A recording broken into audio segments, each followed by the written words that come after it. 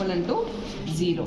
Okay, and you have this 1 by root 2 over here. You remember S matrix of magic T, 1 by root 2 into -1, something like that you have it, correct? Now what you have to do is, you will have to just get the parameters for S31, S41 and S34. Alright, so after you get these values, what you will have to tell me is which is the coupling port, which is the isolation port, and which is the insertion ports. This is your Viva. Okay, based on these values, because you know the theory of it, you're understanding. Now what you have to do is, you remove the vernier scale in that. Vernier scale is not required. Remove the vernier scale of it. Okay. First you attach the crystal oscillator, crystal detector, where you give it to the CRO. Okay. Get it to mode 1. Mode 1. After you get it to the mode 1, HT off. Okay. And then you keep this magic T like this. This one should be down. This one is there, no? This one should be down. Okay. So when this is down, 1, 2, this up is there, no? This is the third port, and this is going to be the fourth port. Okay. Raghu, can you? Alright, 1, 2, 3 and 4.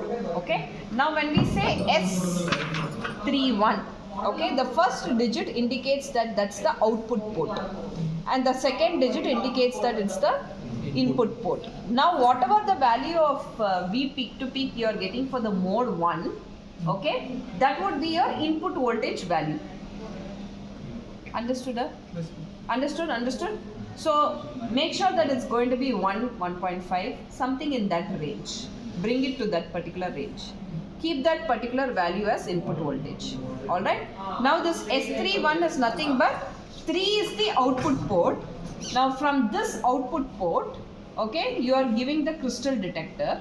This is in which plane you see. If it's in E plane, then you make that also in E plane, and then you give it to the CRO, and input is 1.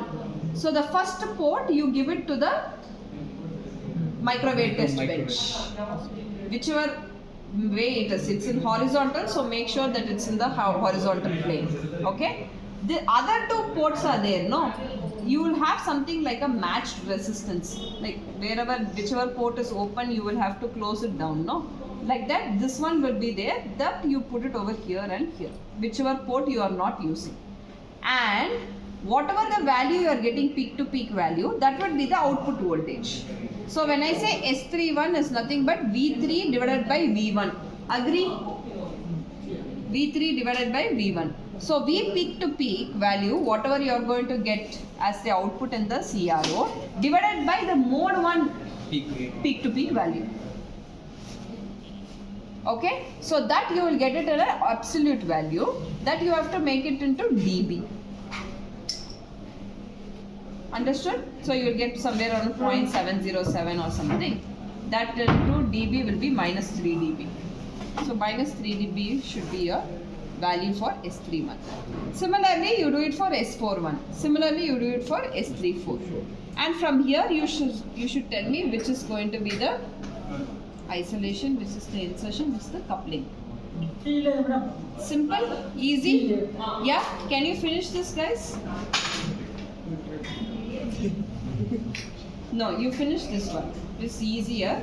You finish at least this, and then you can leave. The other device also will do it in the next class.